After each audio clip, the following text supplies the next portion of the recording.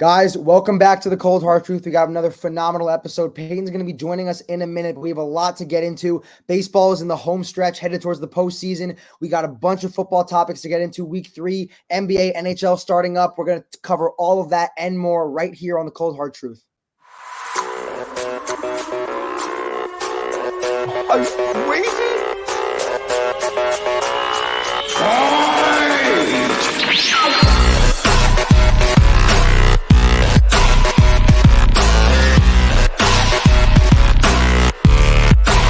God, that's insane.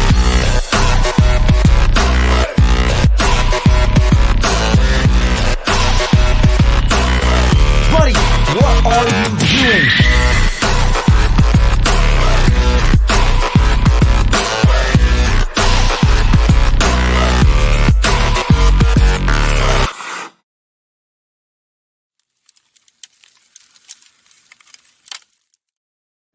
See, like I had said, we knew Peyton would be joining us in a second. We got all of us here. Boys, how you doing? Week 3 in the books. Or actually, we have one more game tonight, but pretty much in the books. Baseball in the home stretch. How you guys feeling?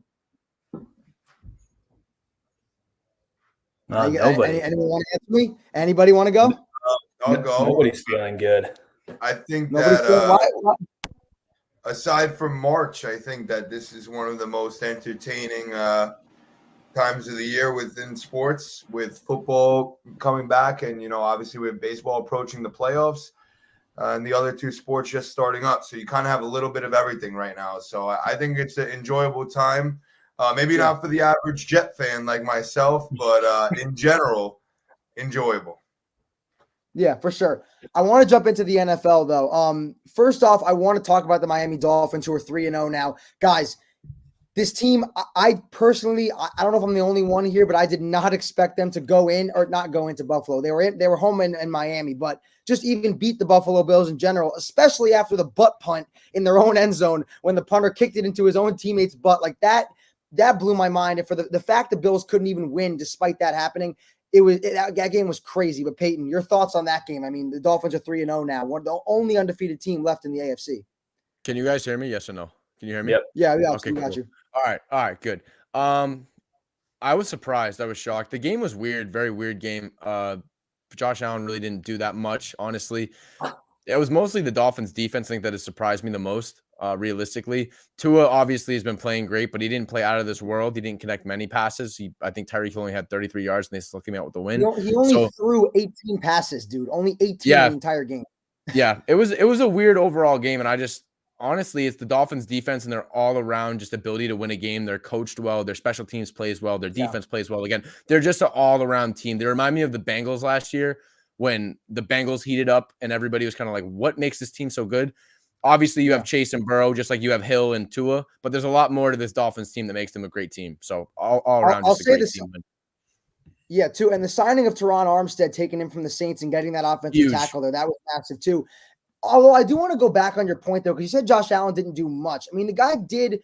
He lost a fumble. Melvin Ingram, they strip sacked him. Melvin Ingram recovered it. Outside of that, through no picks, he did throw 63 passes, 42 of 63, as opposed to Tua being 13 of 18, which to me was mind-boggling. So he threw 63 passes for 400 yards and 2 touchdowns. He had a pretty good game. It was just that Miami's defense overall, the major thing was they kept Stephon Diggs in check. Only 7 catches for 74 yards, didn't do a whole lot. Coming off a game where he had 3 touchdowns, he didn't come into this game and play the lights out like we've seen him do in the first 2 weeks. So I think that was the key of Xavier Howard really slowing him down and limiting the big playability of Stephon Diggs. That's what won them this game, in my opinion. But Jacob, again, Dolphins are 3-0. You can't hate on them for it. What are your thoughts on that? Yeah, I mean, I think a lot of us, including myself, before the season had to say that how good they'd be would depend on Tua. But I think they're kind of showing us now it might not really matter if he plays at an elite level, because they're good enough across the board that he really just has to be at least above average, more than what we thought, which I think we were all thinking that he had to really have a superstar year. But in general, like you guys said, they're checking off almost every box. And I think the biggest one of all is that they didn't look phased against a Buffalo Bills team that should be better than them in a game that they should be valued as the underdog. And it just didn't seem that way. It seemed to be a very even game. It seemed like no matter how both teams played, even if more of that Josh Allen success panned out to more points, the Dolphins just were as good as them in that game, and honestly might be throughout the year for all we know right now. You're muted, Tino. Oh, excuse me, guys. Sorry. Yeah. No, 100%. Great points being made. Connor, I want to hear from you, though. Yeah, I was honestly pretty surprised that Tua was able to continue the game, because I think it was in the second quarter when he came out after not even like being able to stand up, and he was wobbling. Because they called it a back injury. Yeah, that's what I was confused. Why was that a back injury? It's not like they just called it a back injury just so he get back in the game, dude. That was it. He was definitely concussed. Connor, do you think he was concussed or no? I really have a hard time doubting it. Exactly. So it was when you're stumbling like that, it's like he's walking out of a club after the night out of drinking. I mean, bro, he had one of the worst Bambi legs. Like his lights turned out. God, like he was gone. Stand. Yeah, he was. Yeah. He was able to make that big time throw to Waddle down the field. I think to set them up for the lead at the end of the game. And and after the punt off of Lyman's ass, they were lucky to escape with a victory. I just don't know how you I don't know how you escape from when Buffalo was given that opportunity. In my opinion, I was like, all right, this game, Buffalo gets those 2 points, they get the ball back, Josh is going to go down, get a field goal, the game is done, Bills are going to be 3-0. That's what I was expecting. The fact that Miami came out of that with a win, I was very impressed with. But Peyton, I know you had some things you wanted to get into with some rookie wide receivers. Bring up the points that you wanted to mention. We have Pittman, Amon-Ra, St. Brown, and Drake London all going off. Not necessarily going off at the same level. Amon-Ra is definitely the top. But these USC wide receivers, as well as these Ohio State wide receivers with Garrett Wilson and Chris Olave, are just performing. And I was just wondering from your guys' standpoint, what does USC and Ohio State as a program have to do with these guys performing at such a high level and making such a fast transition from college to the NFL? Jacob, you're the Buckeye. You're the Buckeyes guy here. Give us your thoughts on Wilson and Olave. Obviously, they were going to be talented. Yeah, I mean, I was honestly more sure with these two more than even most. And I think that definitely a huge part of it has to be accountability that college programs are able to have over their players while they're there. I mean, we've talked about Ohio State specifically and said that if you lined up a team of just Ohio State guys, it would probably be one of the best teams in the league. I mean, there's guys in all across the board at every position. USC, as of late, a lot of these guys have kind of spurted up. And it's interesting because a lot of times, for example, when you had Darnold, remind me who I can't. Was it Pittman and Darnold together at USC, right? I believe. Yes, it was. So I feel like a lot of times lately we've seen a lot of these tandems of receivers and quarterbacks come through college and both end up in the NFL. But the receivers seem to be the ones. And, of course, quarterback's going to come with a lot more pressure and adjustments. But these receivers seem really adaptable. And I think that's probably because of the general evolution of the college game over the years. But like you guys mentioned, I mean, there's a lot of guys now that just transpire so easily. And Garrett Wilson too. Last point I'll make about him, besides all the talent he has in the world, he's had no problem looking like a number one. I mean, he's come in and made it look like Corey Davis might not even be on the team next week. And that doesn't happen unless Garrett Wilson doesn't come in and completely, perform the way that he has. So it's really interesting what's going on. But Peyton, you posed the question. What are your thoughts? Because you obviously you were thinking about it. So what do you think's the reasoning? I really don't know. I think these guys, it might just be Amon-Ra St. Brown seems to have an extreme chip on his shoulder. I think the USC program as a general has just done a great. I think it was Pittman, then Amon-Ra, then London, and all three of those guys have dominated on the NFL level. Just like Jacob said with Wilson, he's basically taken Elijah Moore right out of that number one receiver conversation just with his talent, just pure talent alone. With Joe Flacco playing quarterback right now. And then of all people, it's not even Zach Wilson. Look, and the same thing with London's got Mariota throwing to him, and he's making it look like Pitts isn't even out there. Pittman, granted, he didn't have a touchdown against KC, but Matt Ryan isn't throwing the ball to anybody but Michael Pittman. So it's just interesting. Mo Alley-Cox, don't forget. And there's some kid tight end number 80 that was scoring a bunch of touchdowns yesterday. I don't remember his name, but still, in terms of pure target volume, it's crazy how much of a workload these rookies can take on. And I wonder if it's sustainable, I guess is my main thing. But honestly, it just, for me, it just shows how good of a program USC has become with their passing game. Ohio State's been Ohio State for a long time, but USC specifically and the receivers that they've been cranking out it's just crazy how much volume these guys can take on at a young age.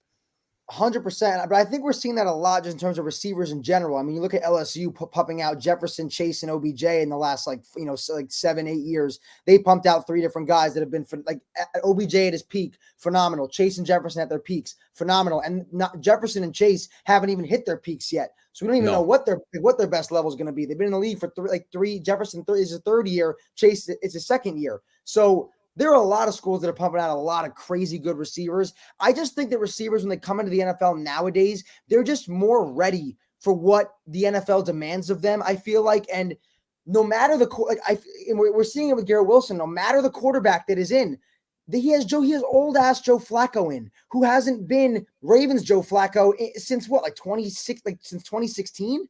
He hasn't been the Joe Flacco we knew as growing up as teenagers, young kids. He's working with a guy who should not be as good as he is. And Garrett Wilson still is managing to put up the numbers he's putting up right now. So I can't pinpoint one thing and say, okay, this is what Ohio State does. This is what USC does. I think it's just that we see these receivers coming in and saying, you know what? I'm a dog. I'm that good. Give me a little, even if they can't dominate right away, because Amon-Ra St. Brown didn't dominate the minute he got in the NFL. It was last season we really started to see him pick up steam, and now it's this year. And I said this on my other show that I do now with Aiden Barrett, one of the buddies here at Quinnipiac. It's a football show mainly, and we talked about Amon-Ra St. Brown as one of the top performers from week 2 when he had I think it was 160 receiving yards and a touchdown. I think Amon-Ra St. Brown, I genuinely believe this, has the potential to be a top 12, top 10 wide receiver in the next 2 to 3 years. That is how good I think Amon-Ra St. Brown is right now with what he does with Jared Goff as his quarterback, who is, we can all agree Goff's not anything crazy. He's good, nothing crazy. Amon-Ra has that kind of talent. But Conor, is there something specific, like Peyton said, that USC and Ohio State are doing that are pumping out such talented wide receivers at a young age? I just think that their mindset, coming out of college is so far ahead of where they are that they know what to do as soon as they get to the NFL. The one thing that I will say about Michael Pittman is I don't know if this whole, revolving door of quarterbacks is good for him, because he had Phillip Rivers last year, Matt Ryan, 38 years old now, and he's going to be out the door soon. He had Carson Wentz last year before. After Still, he had Rivers, then he had Wentz. Yep. Rivers, Wentz, then yep. So, I mean, I think that the Colts need to be, more stable when it comes to that. But, but I mean, between London catching for Mariota, Garrett Wilson playing with Joe Flacco the first 3 weeks of the year, we'll see what happens if Zach Wilson's back this week against the Steelers on Sunday. But just their mindset coming into the NFL helps them grow as players more than, their skill set at the time. And then they just learn from, other veteran receivers on the team. Facts. Yeah, something else I want to talk about too, and I want you guys to jump in whenever you feel like you want to. Lamar Jackson so far this year, playing in a contract year. I want to list up the numbers this guy's putting up so far, because he's honestly been insanely impressive, and it's not that he hasn't been impressive in prior years, but so far what he's doing specifically in the passing game is truly remarkable, in my opinion, for only 3 games. For what people often say about Lamar, he's a running back, can't throw. So far he's thrown for 749 passing yards. He's completing 63% of his passes, 10 passing touchdowns, 2 interceptions. He's rushed for 2 touchdowns, and I believe he has in the last 2 games, he's rushed for 119 and 107 yards respectively in each game. So overall, he's been phenomenal in these first 3 games. He's played the Jets, the Dolphins, and the Pats. So all 3, he's almost gone through the entire AFC East at this point, but he's looked really, really good in a year where he's betting on himself. He wants the most guaranteed money of any player in NFL history, topping out Deshaun Watson, who got $230 million.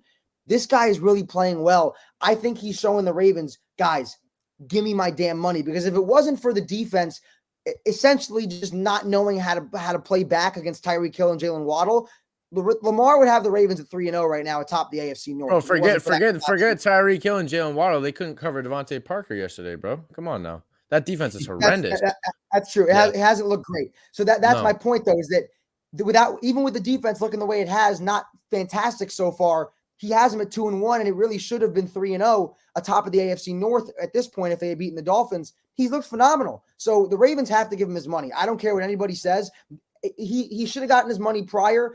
After just in this small sample size of 3 games, if he maintains even a sliver of this, he needs to get his money. Guaranteed money, whatever the hell he wants, throw it at him because he needs to get it. He is your franchise. He's your offense. It's a matter of fact of the situation. Anybody got thoughts? Yeah, I was thinking about this today. Just throughout Lamar's career, I see his stat line where he throws for like 220 yards, but he ends up with like 4 or 5 passing touchdowns, which is crazy. Yeah. Just to see how like efficient he is in the red zone and how he needs to make a big play when he needs to. But yeah, Tino, definitely agree that he absolutely deserves his money. He's just proving what we kind of what everybody already knew is that he needs to get his money, needs to get his contract. Jacob, give me your thoughts. Yeah, I mean, I think that what he's done this year more than every other year, and what will in the end probably give him that contract is he doesn't have to be a superb thrower of the football for 2 reasons. 1, because he naturally isn't, and he has many other great talents. And 2, because their offense isn't built that way. He just needs to trust himself to make the throws that have to be made. And I think that's been the difference this year with the addition of also squeezing a couple extra throws in, whether it be between defenders or over defenders. If you notice, he's had at least a few passes in each game where he really led the receiver well, which is something that obviously the throws that he's usually made is like Andrews turns towards him in the middle right here. Slant, quick passes, but he's really led the defenders towards the sideline when they had to, towards wherever they had to be. So if he's going to do that, he'll get his money and he'll stay where he is as, a top 6 or 7 quarterback. It's really hard at the quarterback position. Top 6 or 7? 6 or 7? I mean, he's up. I'd put him at like 8 or 7. It's such a stacked position, man. Why is that? Too low or too high? Guys, 8? Who's above him? 6, Kyler? I said 6. All right, I like 6. I mean, Dick, borderline top 5.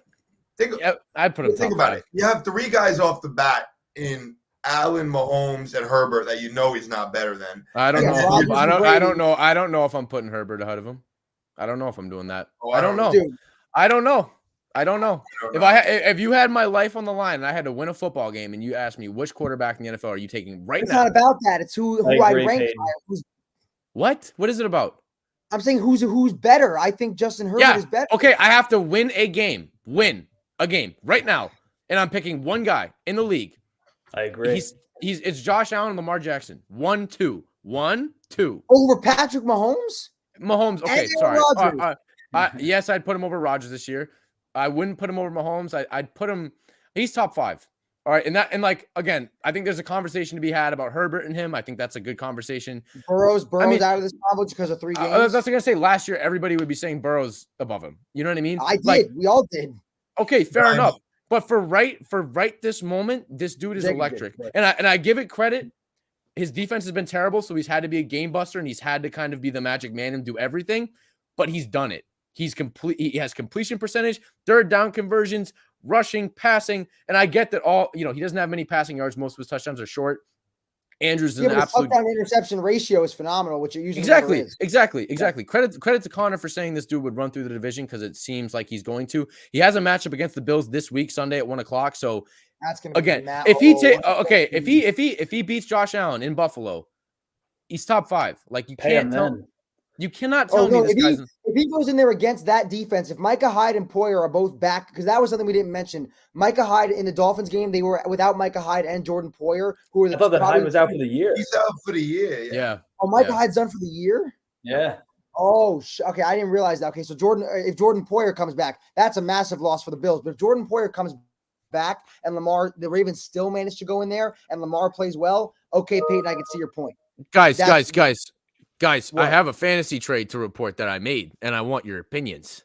Okay, what is it? What is it? I traded away Najee Harris and Mike Williams for Mark Andrews and Jerry Jeudy. How do we feel? Oh, you won that trade. 100%. Oh, you won that trade. I got Lamar, too. That's why I'm fighting for him so hard right now, because I literally love the Lamar, guy. Yeah, dude, I have Lamar in one of my leagues, too. Trust me, he's giving me like 30 points every single week. But I was just going to ask if you liked my trade. I did. No, I do. Listen, I 100% like the trade because I have Najee Harris and he sucks. So I think getting rid of him was a good sign as of right now because people might still trade. Like they would give up Mark Andrews for him. Whoever you traded, that was kind of dumb on their part for getting rid of him for Andrews, but I digress. Anyway, now the next thing I wanted to get into, I know we're going to do a few more NFL things before we get into some baseball and some NBA, some hockey, all that stuff. Cowboys, Giants, guys. Tonight, the Giants have a chance to go 3-0 and remain unbeaten along with the Philadelphia Eagles in the NFC East, be the only 2 undefeated teams left in the NFC. Conor, the Giants fan, we talked about this before the show, before Peyton you even hopped in, and the answer I got was kind of surprising. Conor, are the Giants remaining undefeated tonight? Because I personally think 100% yes. Conor, I think why? so. Why? Listen, I really hope that I'm wrong. Yeah, I think you are. I mean, you are wrong, in my opinion. I don't think that they're going to win because of Daniel Jones's track record in primetime games. I'm serious. Like, I know that the place is going to be rocking, huge whiteout, 80,000 people. Giants are 2-0 for the first time in what feels like forever. Yeah, and they're home. I know it's at home, but like we have to remember who is playing quarterback here. You know, I mean, Daniel Jones hasn't been setting the world on fire. The Giants defense has been stepping up and winning them games. Yeah. These past 2 games. And the Cowboys defense is really good. Micah Parsons is going to be everywhere. Diggs is going to be everywhere. It's really hard to see the Giants winning. Obviously, I want them to win, but do I think they will? No. I think they're going to win. Peyton, what thoughts, Giants, Cowboys? I mean, I hope they win. Me too. Really bad for Conor. Yeah. I hope they win. I think they'll win. I don't know. Like Cooper. Who do we like more? Who do we like more in primetime? Cooper Rush in primetime or Daniel Jones? I mean, Daniel Jones and we forget to mention Dalton Schultz and Michael Gallup are both out tonight. That's true. And Kayvon Thibodeau and Azeez Ojulari are back for the Giants. Yeah. Who are the DBs on the Giants? You have Bradbury and who's the other guy? No, Bradbury's on the Eagles now. Who's on the DBs on the Giants? Darnay Holmes and Allen Robinson's. I think he's hurt though. So jeez. Well, maybe I Xavier don't know. McKinney's still there at safety though, right? Who is Xavier McKinney's still there? He's still there at safety. Yeah. I don't know. I don't know. I like the Giants. I like the Giants for 3-0. I see a case where the Cowboys win, but I don't know. I don't really think it's like a definite. I don't see it. I think Giants are going to be 3-0. I agree with you, Peyton. Jacob, again, you're a Jets fan. Are you riding with your other New York team, or are you going over to Dallas? Who you got? Riding, like, what do I want to happen, or what do I? No, I'm saying, what do you think's going to happen? Like, are you going? You got something else going on there, Jacob? I don't like the Cowboys very much at all. But I do think the Giants win this game. I told Conor today, I think they grab a 21-17, a 17-14 type win. That's what they're going to have to do to win. I agree. That's what it's going to be. And I think they win it. I think MetLife is going to be absolutely crazy for that game tonight. It's going to be loud. 100%. Conor, I can't believe you picked against your Giants, bro. I mean, I don't. Nuts. You're the only one picking against them. I know, that's weird. Like, it hurts my feelings, Shanna. No, believe me, I'm excited about the 2-0 start, but I'm also a realist with the team, and I know who's behind center playing quarterback for them. Cooper Rush is behind center, dude. Yeah, stable with Dable, bro. Come on. That's what I'm saying. We posted that clip. A lot of points to win this game. Exactly. If they win tonight, great. If the defense plays don't, I can say that I told you so. Jacob's right. Jacob is right. Jacob, say it again. I said if the defense plays well again, which they have, they'll win again. Yeah, because then it's if they can force some turnovers, not even that, but just keep them. Like, if the Cowboys end up getting in the red zone and the Giants are able to kind of hold them to field goals, stop them a few times in the red zone, the Giants will win this game, because I don't think the Cowboys defense will, specifically with Saquon Barkley, I don't know if they're going to be able to stop the run the way they did last year, because Saquon is a dog. I know he had kind of game against the Panthers, but he went nuts against the Titans in week 1. Prime time Saquon, baby. Come on now. That's what I'm saying. We get Saquon in prime time for the first Saquon ever done. What are you? I'm saying you're such a hater. You got the most talented running back in the league, bar Christian McCaffrey, and you're like, what's he done? What's he done? No, I don't know. Put up 1,500 yards in his rookie. No, but he's saying, Peyton, he's saying in prime time specifically. I don't know what specifically he's done in primetime. I'm not a primetime Saquon. You don't even know what he's done. Okay, but either way, dude, it's Saquon Barkley. Saquon against Dallas. He's gonna have a great game. Kadarius Toney matched up in man coverage. Kadarius Toney's hurt. He's not playing. So who he throwing to? Richie James and Kenny Galladay. Apparently, yeah, it might be a rough game. Listen. Dude, it's worked for the first 2 games. It can work again because the Panthers with Barkley. Come on. That's what I'm saying. Bro, and the Panthers have a good defense too. We saw it against the Saints. Prime time. Giants managed to beat them in week 2. So listen, the three of us are going. I feel like Connor's just doing this so he doesn't jinx. Reverse psychology, exactly. Yeah, it's reverse psychology. He's just saying it Connor of the past would pick the Giants in a heartbeat, but now I'm a realist.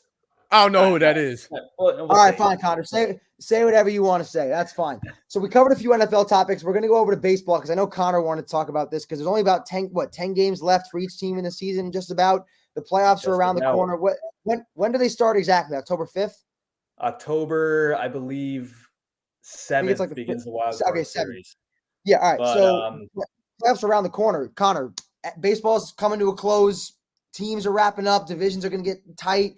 Who's going to win these divisions? Mets, Braves specifically. It's like a 2-game race. Braves this weekend. Mets, Braves this weekend in Atlanta with Hurricane Ian on the way, about to hit Georgia. So shout out Ian Sprackman. Dude, I was just talking about it with him earlier, Peyton. What, Ian? Yeah, I was just talking about the hurricane. What does he think of the hurricane? He's like, bro, they named it after me. That's sick. That's awesome. Yeah, but 100%. yeah, I mean, the Mets, the Mets lined up DeGrom, Scherzer, and Bassett against the Braves, so that's great. Tonight, the Yankees have a chance to clinch against the Blue Jays in Toronto if they win tonight. Man, fuck the Yankees. Your boy Judge still stuck on 60 homers. I don't know if Judge is sort of like pressing a little bit. But, man, fuck Judge, man. I don't like him. 60 for a little bit. Over there. What? No, but Conor, the reason Judge is this is why I think he hasn't hit one yet.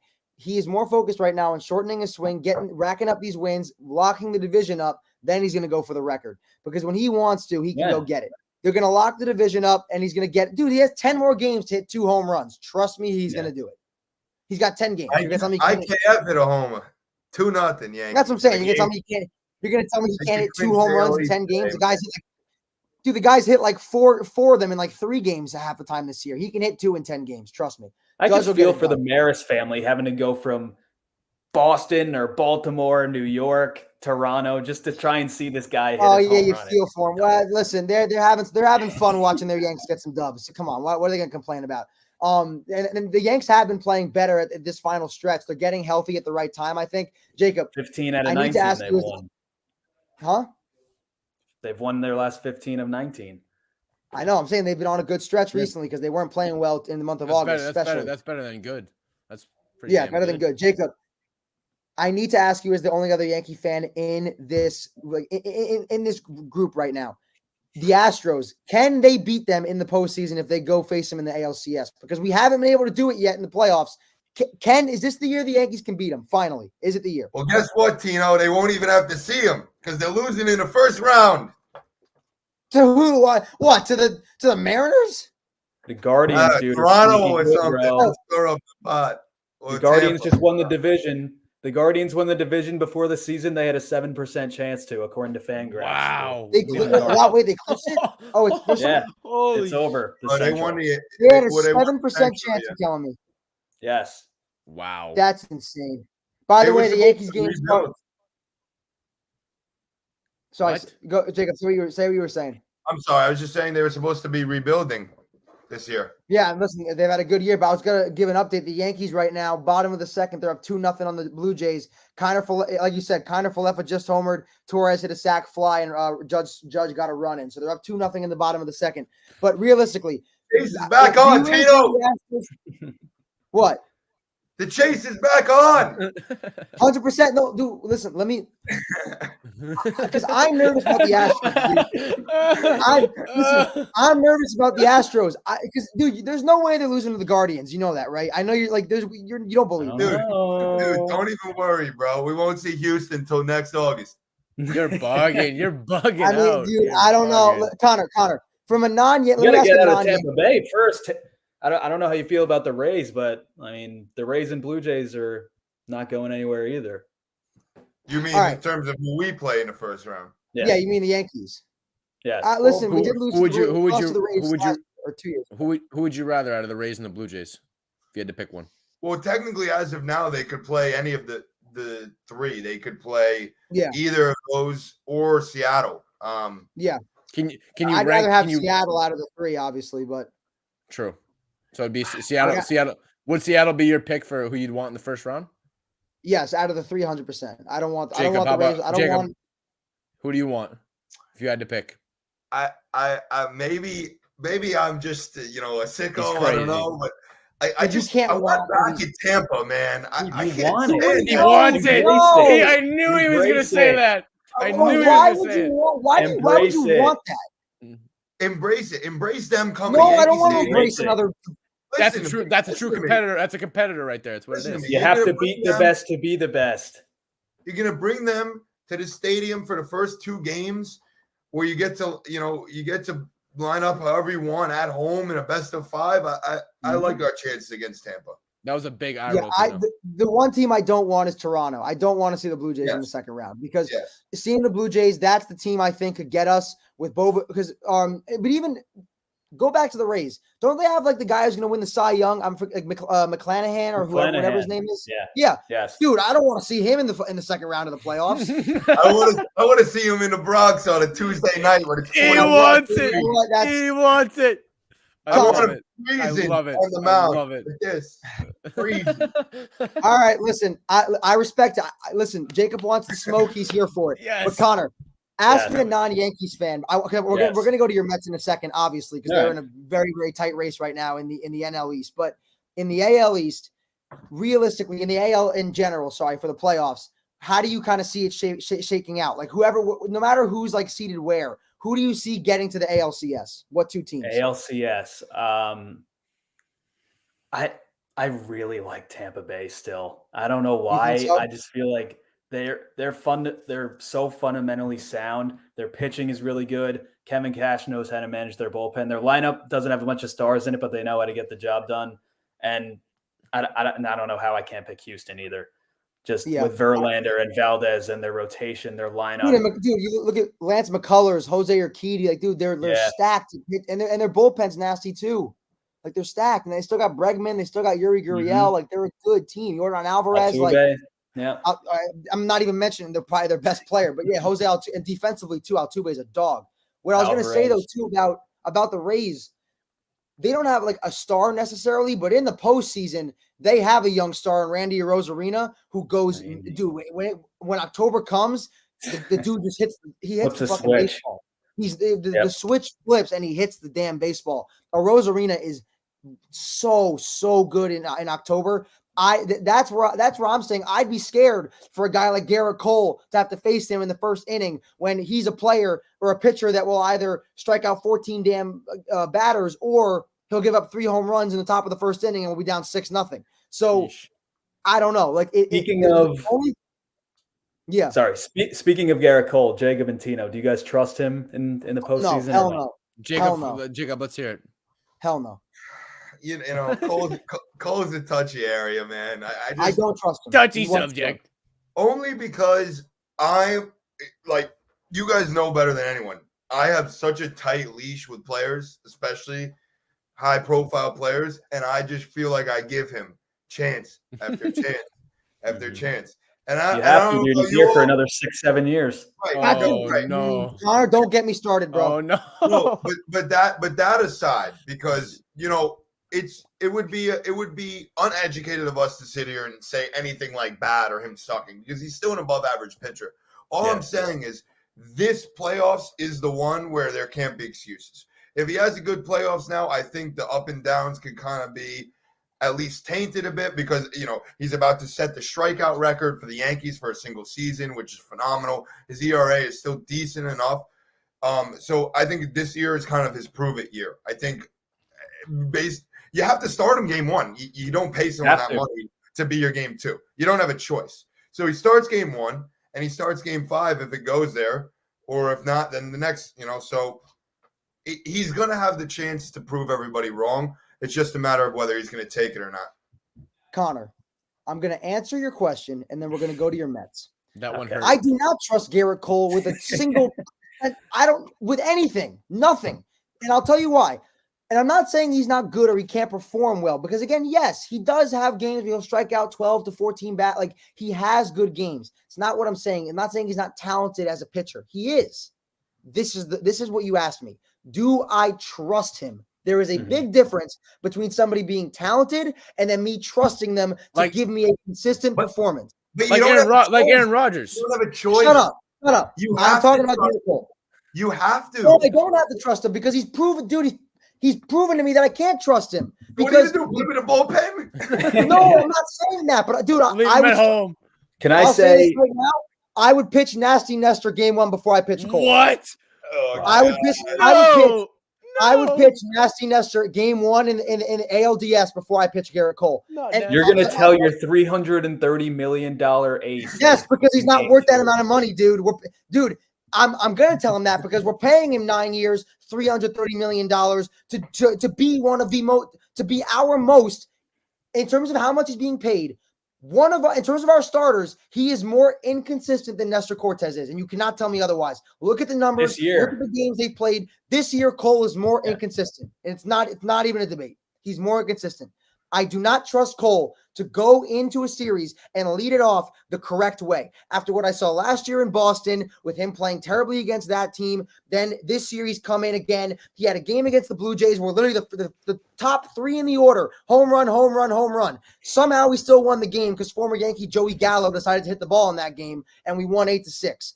My point is, I am starting Nestor Cortez in whatever series we got to play. He's playing game 1. I'm not playing Garrett Cole. One thing in Garrett Cole's defense, he's never pitched a playoff game at Yankee Stadium before. Right. All of the starts have been on the road. Conor.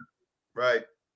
Yeah. You got to give him the ball game 1 at the stadium. You have to. If the game was on the road, I would maybe agree with you, but you have to just – it's all falling together. You just won the division. You have 50,000. Like, you have to. It's like you're checking every box. You have your ace on the mound. You're at home. You won the division. You're playing probably a division rival. You have to give your ace. Yeah, but the thing that I'll say is before I know we have to get to the Mets in a minute, but like in comparison to the other great like ace pitchers for other playoff teams, even the AL East in general, Conor, you can agree with me, and even Jacob too. You can agree with me. He is by far and away the most inconsistent ace of pretty much any other playoff team right now. Am I wrong? If not he's one of the most inconsistent aces out of any of those guys. I would tend to agree. Yes. Yeah, like that. That's my only point is to answer the question. I don't trust him. Okay. Peyton, like I know you're obviously a Red Sox fan, but like, do you have any?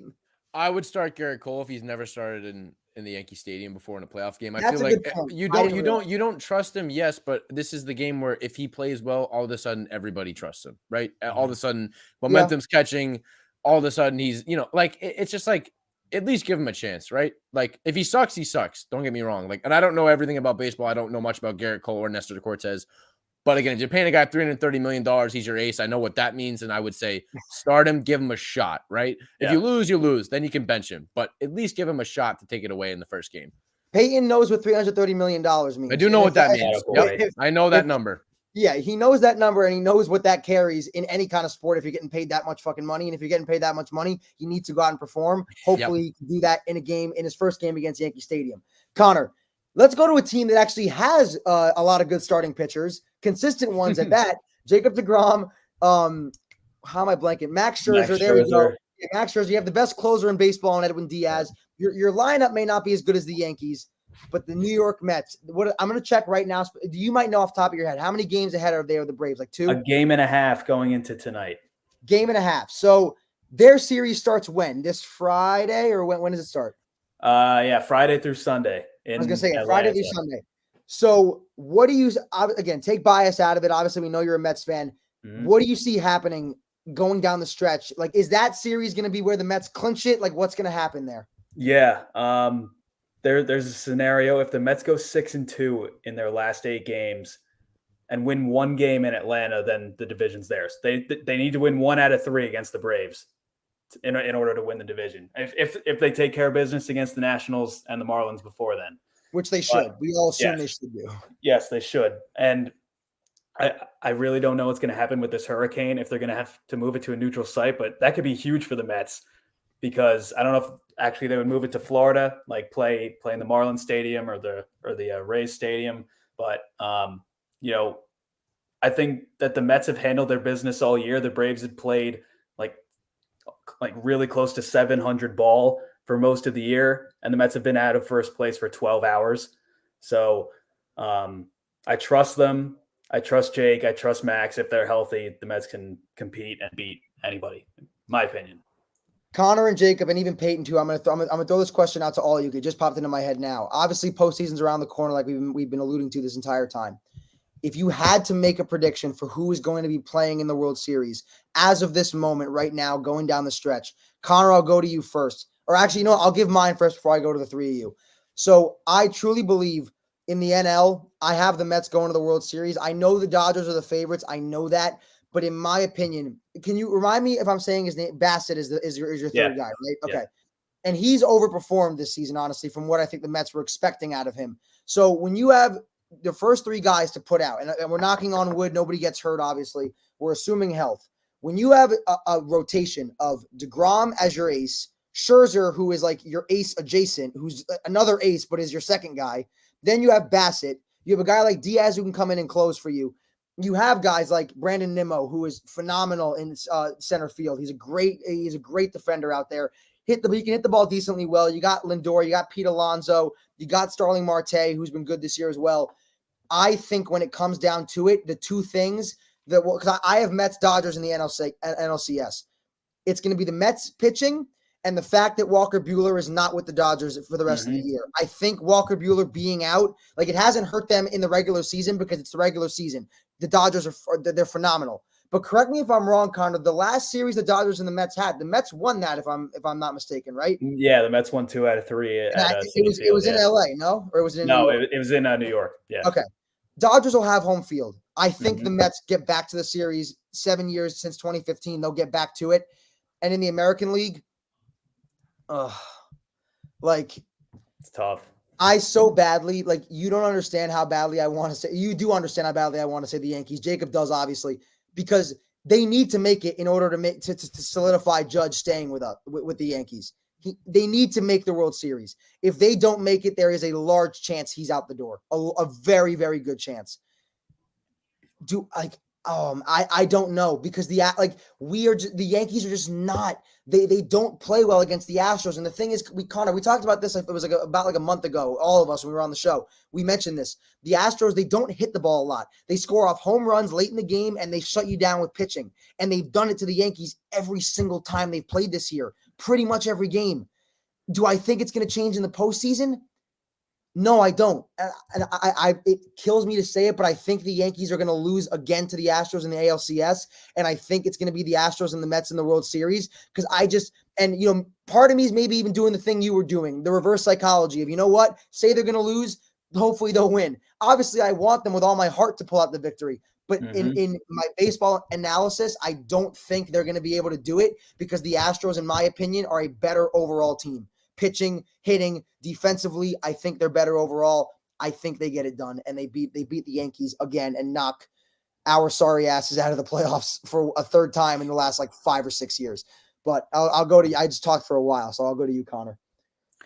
It's really hard to disagree with your pick because I've been saying this for months. If Jacob deGrom and Max Scherzer are healthy, they can beat anybody. Chris Bassett was a number one in Oakland for a long time. Just nobody heard of him because he played on some pretty bad teams and out on the West Coast. Yeah, it's the A's. The one issue that I'm worried about with the Mets is their bridge to Diaz. Their middle relief has not been that great. They have Tyler McGill and Drew Smith coming off of injury to hopefully ease that bridge. They have Ottavino, Seth Lugo, those guys. The one thing I could see taking the Mets down, or actually two things, is middle relief and if Lindor and Pete go cold. Because if, their offense has been driven by those two guys all year. Alonso's got 130 RBIs, which is now the Mets' all-time single-season record. And Lindor has, I think, about 25 homers and 105 RBIs, which is a career high for him. The Mets offense goes as they go, and the middle relief pitching is scary, but I really can see the Mets going to the World Series, and I'm actually going to pick the Tampa Bay Rays. I don't know why. I just get October. So you got the Rays and the Mets going to the playing in the World Series. That's the October Classic. That's what you got going. That's what you got for it. Honestly, I like the pick. I don't mind it. Peyton, I'll go to you, and we're gonna finish off with Jacob. Peyton, what would your picks be? I'm gonna say Yankees and Mets in the what's it called, the Subway Showdown, First time since 2000, baby. Or the Garbage Bowl, as some may say. Probably the most anticipated series in New York sports history. Go Mets. That's all I got to say. Can you imagine? I'm praying. Dude, I was saying that earlier in the year. I was like, they were the two best teams in baseball for a good while there in the first half of the year. The Mets, both of them were better than the Dodgers. The Dodgers picked up steam in the second half, but before August, it was looking like a Subway series the whole way there. I don't know if we're going to get it, Peyton. I'm going to pray up and down every single night, get up and just be like, please give us a Subway series. I got you. For sure. Jacob. My heart won't be able to take it. I can tell you right now. Conor, you won't be able – Jacob and I will be unbearable. You won't be able to be around us. You will not be able to handle us. Jacob, you're – Yeah, I think it's obviously a real definite possibility. I think that the Dodgers obviously – doesn't take much to know that they're the biggest threat to the Mets, and the same for the Astros, for the Yankees. And I think that I honestly favor them both very similarly. I think that as of now, if the series is started very soon, I think the Astros and Dodgers would both be about a 55-60 and then % chance to win, and then the Yankees and Mets just under 50. I think it's that close. If I had to predict just based on statistic-wise, I think one of the two teams will make it. For the sake of us, I'll say that the Yankees will play the Dodgers in the World Series, but I definitely think the Mets can definitely be around as well. The revenge of Joey Gallo. Can you imagine the Yankees having to go up against Gallo in the World Series? That'd be phenomenal. Like, I would love to see that. And the thing is, I feel like the pick the experts are probably going to be making the most is the Astros and the Dodgers, or maybe even a team. Like, I feel like there are a lot of people out there that would pick the Blue Jays and the Rays to upset New York in the ALDS. Like how Conor, how you're doing that. I feel like that's not a crazy pick, but for any, like, I could tell you this, Peyton, you know this, and Jacob and Conor, so do you. Ian is he's a massive baseball guy.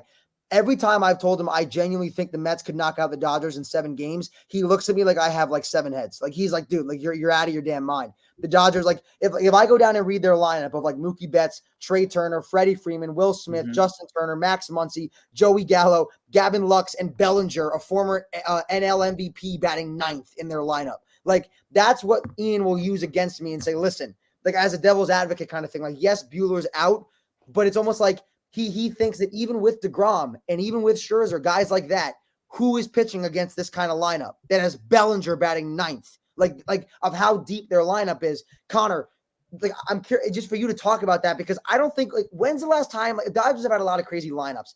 I think this might be the best we've ever seen in terms of of how deep they are. Like, I just can't believe an NL MVP is batting 9th in this order, or even like 8 sometimes. They have 3 MVPs in their lineup right now. It's stupid. I don't understand how, like, this is, like, it's ridiculous. Yeah. And that's where, like, again, that's where I go of just like, it obviously makes sense if you want to go with the Dodgers, but we'll run through it again. Obviously, I have the Astros and the Mets. Conor's got the Mets and the Rays. Little surprise pick there. Peyton's got the Yankees and the Mets Subway Series, what I would like to happen the most. And then Jacob has got the Yankees and the Dodgers. Gallo going up against the Yankees once again. We're going to move on. One thing I want to say real quick. I do not want to downplay the Atlanta Braves. They've haunted me my entire life.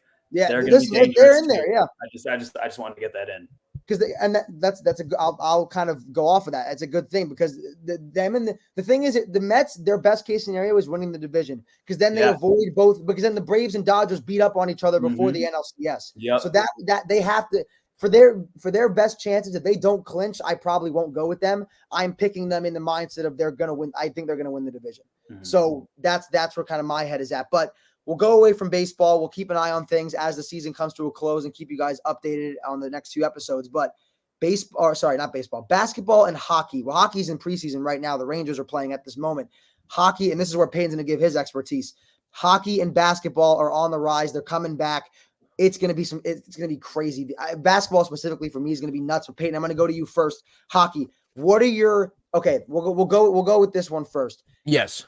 Teams that you look at as the top of the top, the teams that going into this season you look at and go, they're contenders Hold on. I mean, you obviously have Colorado. Colorado's a must. Yep. I would say Carolina is a massive team. Yep. Still the Rangers. Still the Rangers because of Shesterkin. 100%. Other than that, I mean, the Lightning. So I see Lightning, Hurricanes, Colorado, Carolina. Pittsburgh's still going to be around. Pittsburgh's still around. In terms of teams that I want to talk about that aren't in the top, I don't mean to jump topics. Yeah, you're good. Yeah, go off to what you want. Yeah, say what you want to say. The two teams that I would be watching out for most closely would be the Ottawa Senators and the Columbus Blue Jackets. Yes. Prize teams like. Yes. The Senators pick up DeBrincat and Giroux, which is just an absolute huge pick. And then obviously, I think where's Huberdeau? Huberdeau's on the Flames. The Flames is another team. Johnny Hockey's in Columbus. Exactly. So I go Columbus, Calgary, and Ottawa because of the additions they've made and still strong goaltending on all ends of those teams make them decent contenders and definitely dark horses for this season. But again, Colorado's still the best by far, in my opinion. Tampa's right there. Starting goalie now. Georgiev starting goalie in Colorado? I think so. Don't say that. Are you serious? No. Yeah. I think. Oh, geez. I think he is. All right. Well, I mean, in terms of offensive firepower, Colorado's number one. With Georgiev starting in goalie, that definitely shakes things up. Where's Kemper now? Is he in Detroit? Or no? Where is he? Tell me. I don't know. I gotta look that up. No, don't worry. Look it up. But yeah. Peyton, I wanted to ask you real quick. Sorry, with the Avalanche, McKinnon getting his deal that he got, becoming the highest paid player. It was the highest paid worth player it, ever, right? Yeah. Is so that worth it. He deserves that deal? Like talk about. 12.5 million average. I don't know how many years he's got on his deal. I'm assuming it's 7 to 8. It was 8 years for like 100. Yeah. Million. Yeah. I mean, 100% deserving. One of the fastest, strongest, hardest working guys in the league. Just not enough to say about Nathan McKinnon. In terms of skilled players in the league, it goes Crosby, McDavid, McKinnon. I don't care what the order is. Most people would put McDavid first, and then Crosby and McKinnon's kind of a toss-up. But McKinnon's definitely worth $12.5 million a year. Not a shadow of a doubt. I mean, he won the team a cup last year. If you have McKinnon and Makar locked up, I know Georgiev's in goal. I really don't care who's in goal. If you have McKinnon and Makar locked up there, you have a decent chance of making it to the Stanley Cup Finals. So, Peyton, who's a team that didn't make? Sorry, Conor, you can go. I'll let you go in a second. What is there a team that didn't make the playoffs last year that you see as like maybe not a surefire, like they're going to make it this year, but is there one team that didn't make it last year that the Senators, 100%. Yep, the Senators. Is it because of what they did in the draft, free agency? Like, what was it about it? It was free agency. Giroux and DeBrincat. I mean, DeBrincat they stole. DeBrincat's, I think, honestly, a top 10 winger in the league. I think he has the potential to be top 5. He's still young. Giroux's obviously old, but he brings a lot of veteran experience to that team that they needed, especially a center down the middle. It's just a massive addition. So yeah, I would go the Senators. I don't know if the Blue Jackets didn't make the playoffs last year, did they? I know. All right, yeah, then I'd go Senators or Blue Jackets, and it's both because of the additions in free agency.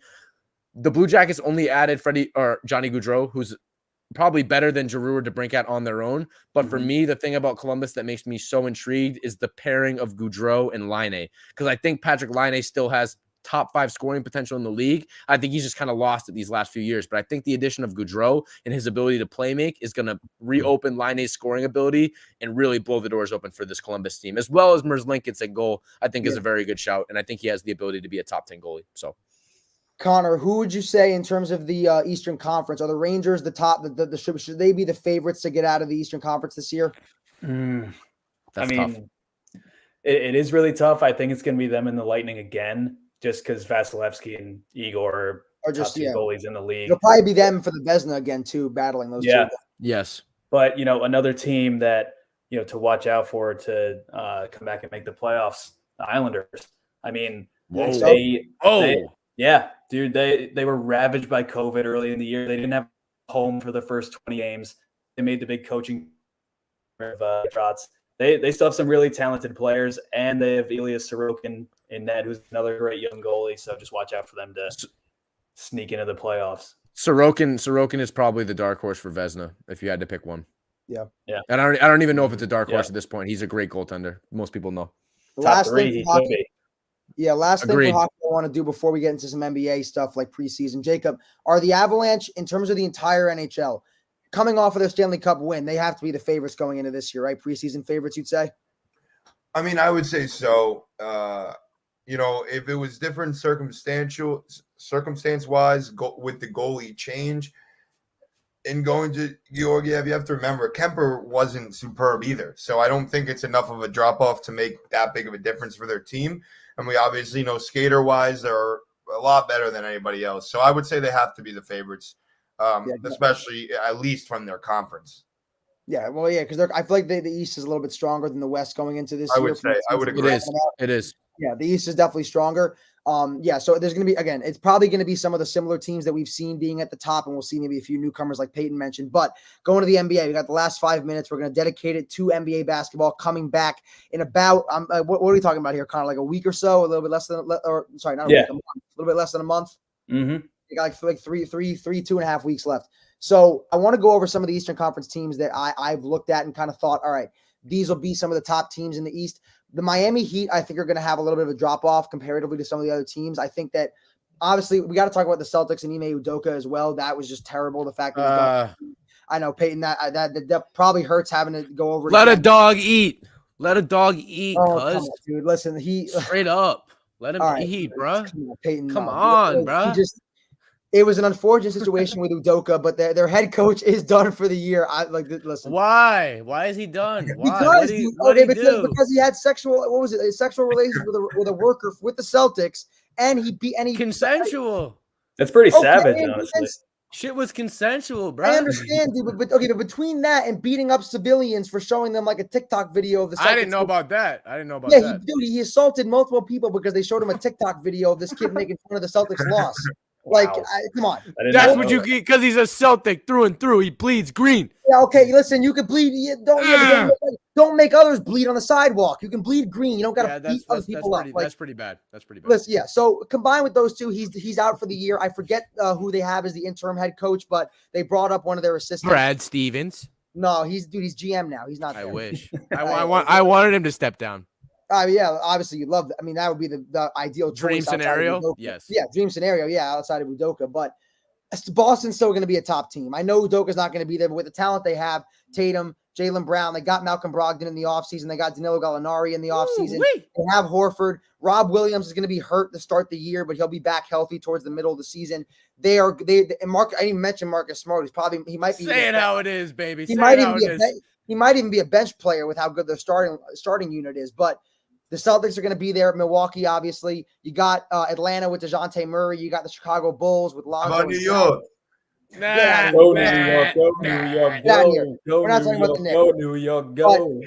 They'll be in the mix with Atlanta. No, they won't. No, they won't. Are you out of your mind? No, I don't even believe that. I think they can win more games than Atlanta. What? More games?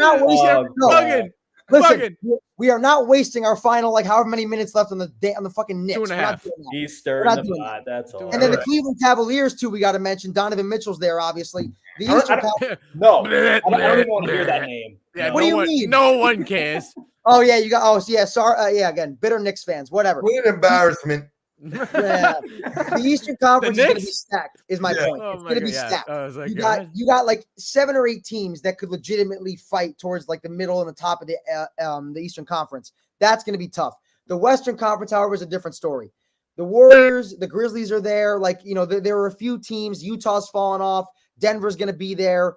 I'm not sure. Even Phoenix. We don't know how good Phoenix is going to be. Yeah. If you had to make your prediction for who will be the best team in the Eastern Conference and the West, I'll go through each of you real quick. Conor, best team number 1 team in the East, number 1 team in the West. Go real quick. I believe it'll be Milwaukee and Golden State. Boring. Right. Peyton, what do you have? Boston and Dallas. Same ones I picked to be in the NBA championship. He had New Orleans winning. He had Dallas in the finals last year. Luka for MVP as well. That I could see happening. Jacob, Eastern and Western Conference winners. Who you got? All right, I'm going to Orlando. No, I'm just kidding. You got me. Yeah, okay. I'm wearing brown pants. Sorry, my bad. I think the East could be. I think Milwaukee's a safe pick, but I think that we might get surprised, and I think Philly could make a run for it. I really do. I could see that. Ring the bell. I really do believe that. And in the West,